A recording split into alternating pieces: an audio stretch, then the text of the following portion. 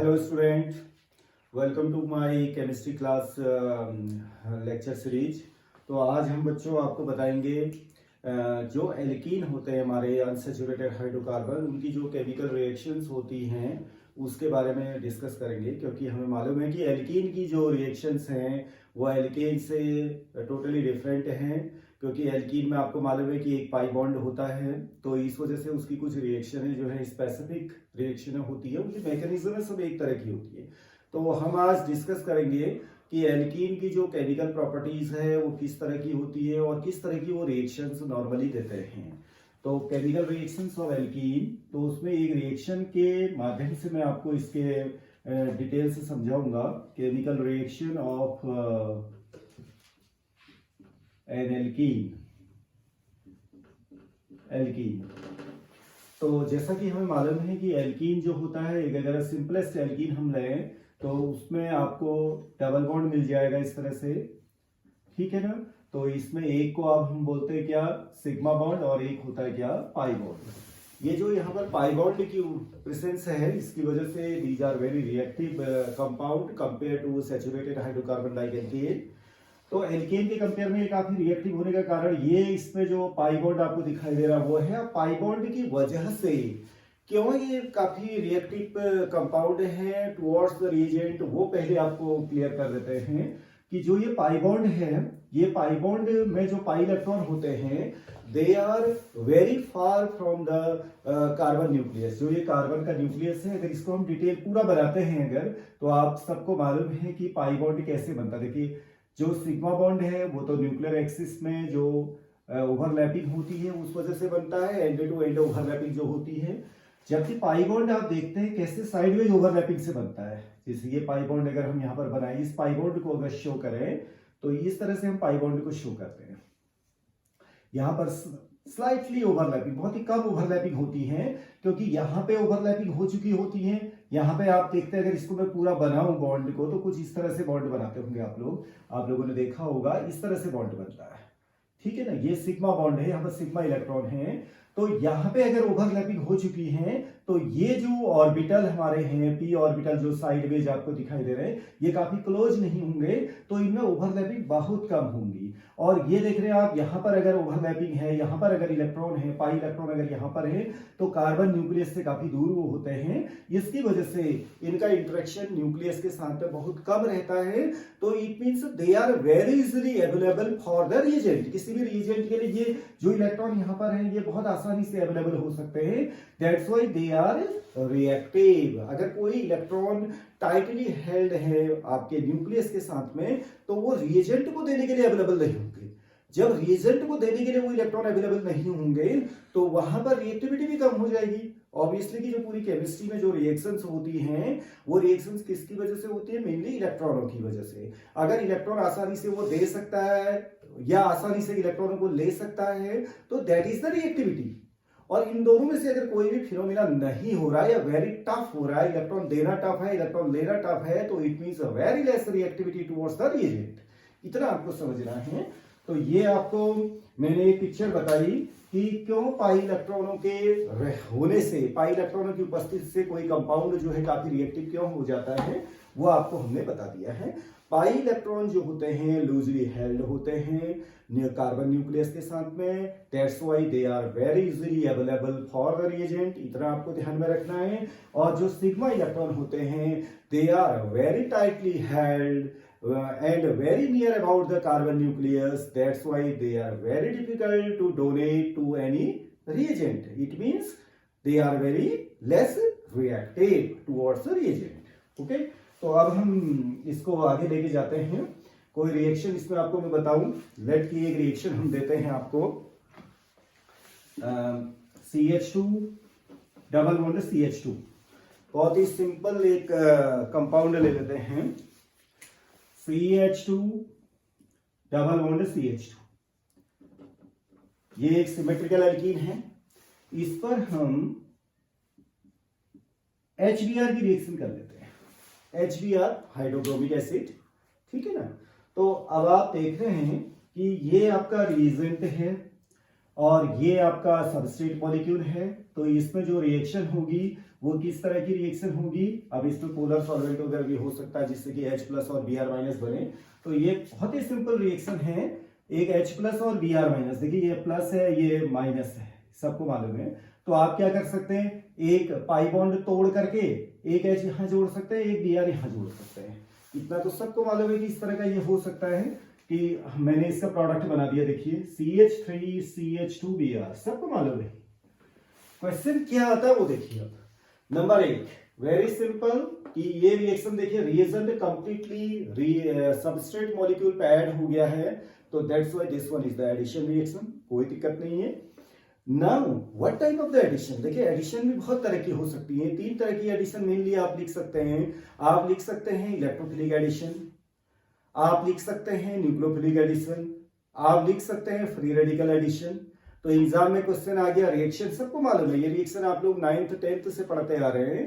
तो ये रिएक्शन अब आपको ये बताएगी कि आपका न्यूक्लियोफिलिक, इलेक्ट्रोफिलिक और फ्री रेडिकल एडिशन में से ये कौन सा एडिशन है, ठीक है ना। तो इसके लिए हमें क्या करना, देखिए मैकेनिज्म इसकी देखनी है। देखो अगर आपको मैकेनिज्म आता है तो समझ लीजिए आपको कोई रूल भी बहुत ज्यादा याद करने की जरूरत नहीं है। बहुत बार बच्चे कहते हैं कि sir this is too because of the Markovnikov reaction, because this is anti Markovnikov rule, ये सब चीजें बोलते हैं। रूल मालूम होने चाहिए, लेकिन उससे भी बहुत इंपॉर्टेंट जो यहाँ पर केमिस्ट्री में आती है बातें, वो आती है मैकेनिज्म।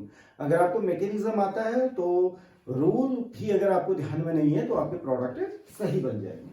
इस रिएक्शन का जो पहला स्टेप आप देखते हैं, जो रिएजेंट है देखिए HBr क्योंकि हाइड्रोब्रोमिक एसिड आपको दिख ही रहा है, हाइड्रोब्रोमिक एसिड है, तो वो अगर कोई पोलर सुटेबल सॉल्वेंट अगर वहां पर मिलता है तो वो H प्लस और Br माइनस में टूट जाता है, H प्लस और Br माइनस में, ठीक है ना। तो H plus because of the positive charge, positive charge वाले को तो हम आंख बंद करके क्या लिखते थे बोलो, इलेक्ट्रोफाइल, और नेगेटिव वाले को हम आंख बंद करके क्या लिख सकते हैं, न्यूक्लियोफाइल। देखिए कोई भी कुछ चीजें मैं आपको क्लियर कर दूं, जो पॉजिटिव चार्ज स्पीसीज होती है उसको आप इलेक्ट्रोफाइल बोलना है, नेगेटिव चार्ज स्पीसीज को आपने क्या बोलना है, न्यूक्लियोफाइल बोलना है। ये दोनों चीजें आंख बंद करके आपको बोलनी है। लेकिन हाँ कोई न्यूट्रल है बाय द वे, कोई न्यूट्रल है तो तब आपको आंखें खोलनी है कि आखिर ये न्यूक्लियोफाइल होगा या इलेक्ट्रोफाइल, क्योंकि न्यूट्रल में दोनों की पॉसिबिलिटी है, वो इलेक्ट्रोफाइल भी हो सकता है और न्यूक्लियोफाइल भी, ठीक है ना। This one is the first step. Now second step में आप देखिए इन दोनों में से ये दोनों ही किसमें ऐड होने हैं, यहाँ पे ऐड होने हैं। अब क्वेश्चन ये अराइज होता है कि पहले इलेक्ट्रोफाइल ऐड होगा या पहले न्यूक्लियोफाइल ऐड होगा। जो दोनों में से जो पहले ऐड होगा उसके नाम पर ये रिएक्शन बोली जाएगी। सपोज दैट अगर इलेक्ट्रोफाइल इसमें पहले ऐड होता है तो इलेक्ट्रोफिलिक एडिशन रिएक्शन, न्यूक्लियोफाइल पहले ऐड होता है तो न्यूक्लियोफिलिक एडिशन रिएक्शन। हमें नहीं मालूम है कि कौन पहले ऐड होगा, तो हम क्या करेंगे, दोनों को ले लेंगे। देखिए CH2 डबल बॉन्ड CH2 को अभी मैंने आपको पूरा बताया था कि किस तरह से आप लिखते हैं CH2। अब मैं एक सिंगल बॉन्ड ऐसे बना दे रहा हूं, डबल बॉन्ड को मैं पूरा यहाँ पे दिखा दे रहा हूं। ये आपका साइडवेज ओवरलैपिंग से जो डबल बॉन्ड बनता है उसको हम ऐसे बना दे रहे हैं, यहाँ पर डबल बॉन्ड बना हुआ है, ठीक हो गया ना। अब इसमें दोनों ही, क्योंकि हमें ये नहीं मालूम है कि कौन पहले ऐड होगा, H प्लस और Br माइनस हम दोनों ले लेते हैं, फिर देखते हैं कि कौन सा ऐड होता है। देखिए अगर Br माइनस ये निगेटिवली चार्ज है, अगर ये पाई के क्लाउड पर अटैक करता है, पाई के क्लाउड पे अटैक करता है, तो ये निगेटिव क्लाउड हो गया। ये निगेटिव क्लाउड पाई का क्लाउड है, इलेक्ट्रॉनों का क्लाउड हमेशा नेगेटिव क्लाउड है because of the negative charge on the electron.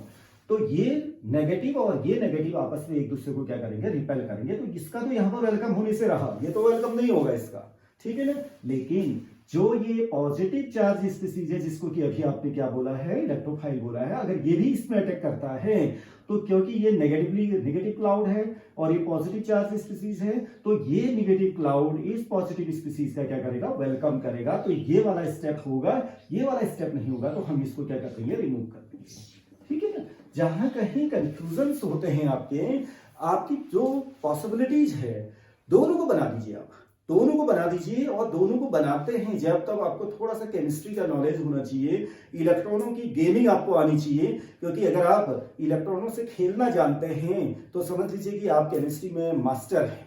जिस तरह से आप जानते हैं फुटबॉल अगर कोई खेल रहा है प्लेयर, अगर वो फुटबॉल से कैसे बॉल को घुमाना है, दूसरे प्लेयर को कैसे उससे छकाना है, उससे कैसे छीनना है, ये सब चीजें अगर उसको नहीं मालूम है तो उसको कहाँ बैठना है, बोलो पेवेलियन में बैठना है।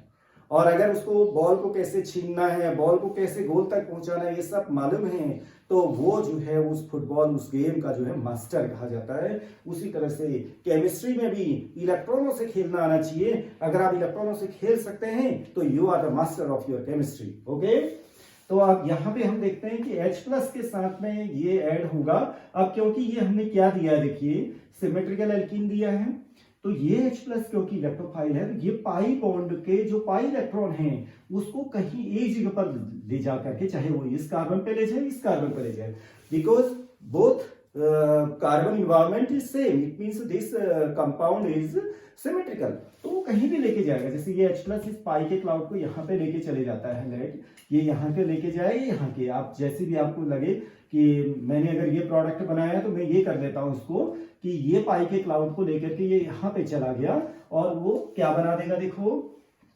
H+ यहाँ ऐड हो गया, तो ये CH3CH2 पॉजिटिव, क्योंकि ये पाई का क्लाउड इस पर चला गया, ठीक है ना, हम इस पे लेके गए, कहीं भी लेकर जा सकते हैं, तो ये H+ इससे जुड़ गया, तो ये CH3CH2 पॉजिटिव हो गया। जो ये स्पीसीज बनी हुई है, this is the carbonium ion, आप देख रहे हैं कार्बोनियम आयन, कार्बन पर पॉजिटिव कार्बोनियम, नाइट्रोजन पर पॉजिटिव नाइट्रोनियम, और सल्फर में पॉजिटिव सल्फोनियम। ये मैं बार बार आपसे कह रहा हूं, आप रिपीट करिए चीजों को, this is the carbonium ion. अब कार्बोनियम आयन में कौन सा कार्बोनियम आयन है ये भी देख लीजिए।